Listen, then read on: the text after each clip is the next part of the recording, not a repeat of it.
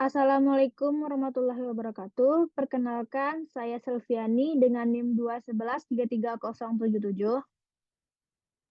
Dan saya Widya Ulhak dengan NIM 21133092.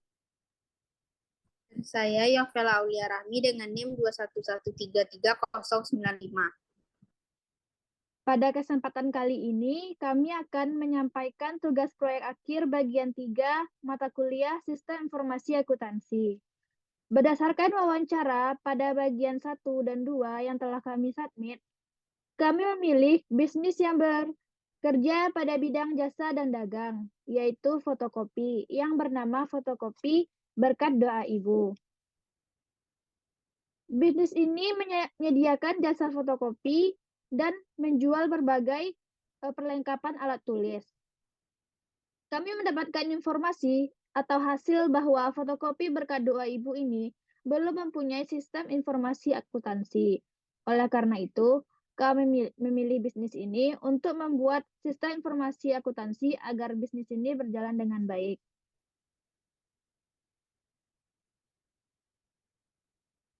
Pada sistem pembelian bahan akan dijelaskan oleh Widya Ulhak.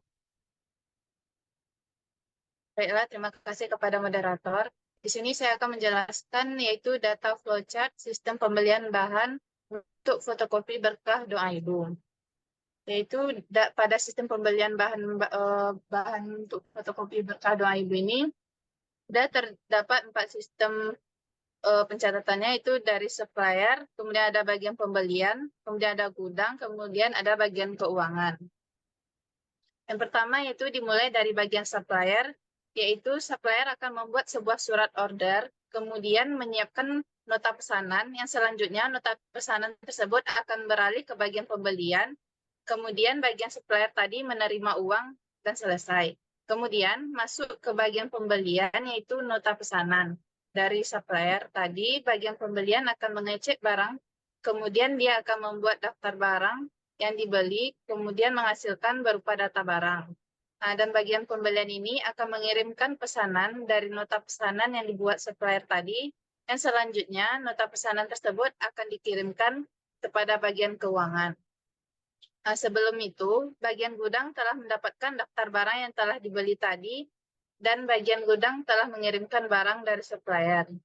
Kemudian bagian terakhir itu bagian keuangan, yaitu ada nota pesanan bagian keuangan yang akan merangkum laporan pembelian, dan kemudian selanjutnya mereka mengirimkan laporan bagian pembelian ini sehingga hasilnya akan menerima uang atas penjualan barang tersebut, yang hasil akhirnya yaitu laporan pemesanan atas pembelian bahan tersebut.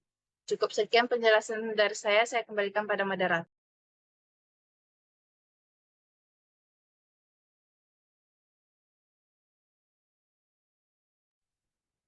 Baiklah, selanjutnya sistem informasi akuntansi pada bidang pembelian dan penjualan barang. Pada sistem pembelian, penjual barang akan menawarkan barang yang tersedia. Penjual barang akan menerima pemasukan. Penjual barang akan memilih barang dan akan menginput ke database barang. Selanjutnya, barang yang tersedia akan terjadi transaksi pembayaran. Transaksi pembayaran terjadi karena adanya barang dibeli oleh pembeli. Barang menjadi laku. Barang laku akan disimpan di database barang.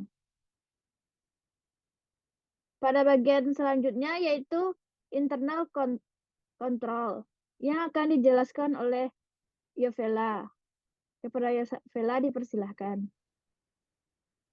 Baiklah, selanjutnya ada internal control pada fotokopi berkah doa ibu. 1. Kemungkinan fraud yang dapat terjadi pada saat penjualan di toko berkah doa ibu. Yang pertama yaitu risiko kehilangan produk saat penjualan, baik itu ketika barang sudah ada di supplier, saat memajang atau mempromosikan barang yang tidak sesuai dengan jumlahnya, maka konsumen bisa melakukan kecurangan dengan mengambil barang tersebut. Kehilangan produk juga bisa terjadi karena kelalaian petugas atau pegawai dalam mencatat barang yang ada. Sebelum produk diberikan pada konsumen, akan lebih baik jika dicek kembali. Yang kedua, kesalahan kasir dalam menginput jumlah produk yang dibeli sehingga terjadi perbedaan jumlah produk yang diinput pada mesin kasir dengan jumlah barang yang sudah dikemas kantong plastik. Untuk mencegahnya, maka seorang kasir harus lebih teliti lagi dan memiliki rasa tanggung jawab dengan tugasnya sebagai seorang petugas kasir. Yang ketiga, fraud kartu kredit, yaitu berupa pembayaran yang dapat mencakup informasi kartu dan pembayaran gagal atau ditolak sekalipun. Untuk mencegah hal itu, diperlukan keahlian dan ketekunan staf dalam menciptakan dan memahami tanda-tanda peringatan dan juga dengan mengambil langkah yang serius untuk antisipasi fraud kartu kredit. Yang keempat, perubahan harga, yaitu dengan mengubah label harga dengan memberikan harga yang lebih rendah pada suatu produk sebelum membeli dan mengembalikan barang dengan harga yang lebih tinggi dari semula. Selanjutnya, beli satu ambil dua. Saat barang dibeli dan saat barang dicuri, maka akan mencegah jadi itu tergantung pada kebijakan dan peraturan toko. Lanjut.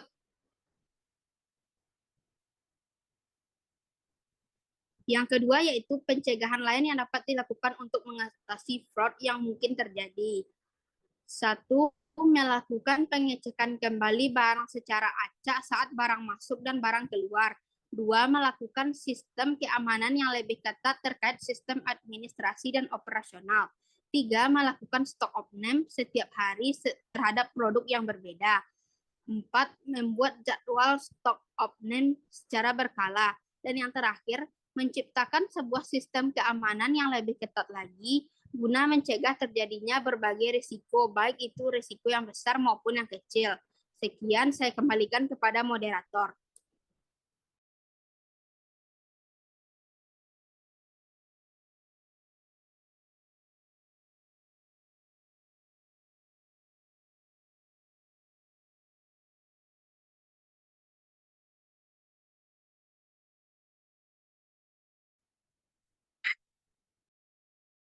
Baiklah, itulah akhir dari tugas proyek akhir bagian 3 kami.